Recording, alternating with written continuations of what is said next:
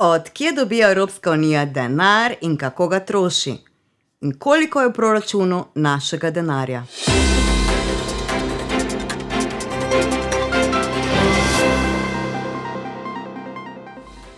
Pozdravljeni v Evropskih stoječih novicah.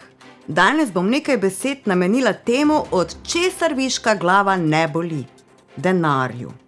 Od kje pride denar v Evropsko unijo? In kako se ga troši?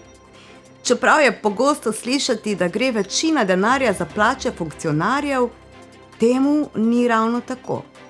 Za lastno administracijo Evropska unija porabi približno 7% letnega proračuna. In le polovica od tega je namenjena za plačo funkcionarjev in ostalih zaposlenih. Evropska unija nima le letnega proračuna, kot ga poznajo nacionalne države, temveč ima tudi 7-letni finančni okvir. Dolgoročni proračun Evropske unije za obdobje 2021-2027 in inštrument za okrevanje Next Generation EU skupaj znašata preko 2 bilijona evrov. Redni proračun Evropske unije, brez zadolžitev povezanih z okrevanjem, sicer znaša okrog 135 milijard evrov. Si znate predstavljati, koliko je to? Tudi jaz si ne znam. A glede na število Evropejcev je to približno 74 centov po osebi na dan. Od kje torej ta denar pride? Evropski proračun se financira iz 4 glavnih virov. Od 10 do 15% denarja pride iz dela carin in uvoznih dajatev, ki jih poberajo države članice ob vstopu blaga v Evropsko unijo. 80% carin in dajatev, ki jih pobere posamezna država, gre v Bruselj. 20% tega denarja ostane državam članicam, da pokrijejo stroške zbiranja carin in dajatev. Od 10 do 15% prinese vir, izračunan na podlagi davka na dodano vrednost. V tem primeru gre za relativno majhen delež, ki se izračuna po zelo komplicirani formuli. Največji delež denarja pride v evropsko blagajno iz bruto nacionalnega dohodka posameznih držav članic. Tako da so vplačila v evropsko blagajno odvisna od gospodarskega razvoja države.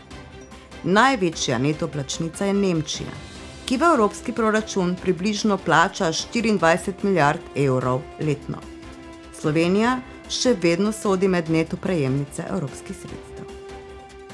Četrti vir so drugi prihodki v proračun Evropske unije, ki vključujejo prispevke osebja, prihodke iz upravnega delovanja institucij, prispevke in povračila v zvezi s sporazumi in programi unije, zamudne obresti in denarne kazni posameznih držav članic, prihodke iz najemanja in dajanja posojil, pa tudi presežke iz prejšnjih let. In kam denar gre? O proračunu skupaj odločajo Evropska komisija, Svet Evropske unije in Evropski parlament. Evropska komisija predloži osnutek proračuna v obravnavo svetu in Evropskemu parlamentu. Svet in parlament lahko osnutek spremenita. Če se komisija, svet in parlament ne strinjajo, morajo doseči kompromis. Prejemniki sredstev so tako posamezniki kot mala podjetja, nevladne organizacije in organizacije civilne družbe, mladi raziskovalci, kmetje in podeželsko gospodarstvo, mesta in regije. Nekatera sredstva do končnega prejemnika pridejo direktno iz Evropske unije, medtem ko z drugimi upravljajo posamezne države članice. Trenutno gre največji delež proračuna za oblikovanje bolj zelene in odpornejše Evrope. Velik del proračuna je namenjen tudi uspešnemu digitalnemu prehodu in krepitvi kohezijskih politik za pomoč revnejšim regijam v Evropski uniji ter spodbujanju inovacij.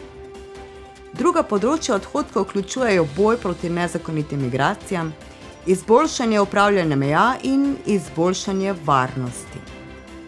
Znotraj teh 6 glavnih kategorij so različni programi in projekti, za katere je namenjenih okoli 93% porabe evropskega proračunskega denarja.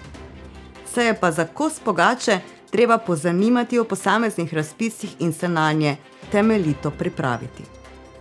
In kdo preverja, ali vse poteka tako, kot mora? Nadzor poteka tako na nacionalni ravni, kot tudi na ravni Unije. Notranji nadzor na ravni Evropske unije izvajajo odredbodajalci in računovodje, nato pa še notranji revizor ustrezne institucije. Zunanji nadzor na ravni Evropske unije izvaja Evropsko računsko sodišče. Nadzor na politični ravni pa izvaja Evropski parlament. Nad našimi povprečno 74 centi na dan tako bdi cela vrsta ljudi. Naj bodo pametno vloženi. Lepo se imejte in pazite nase.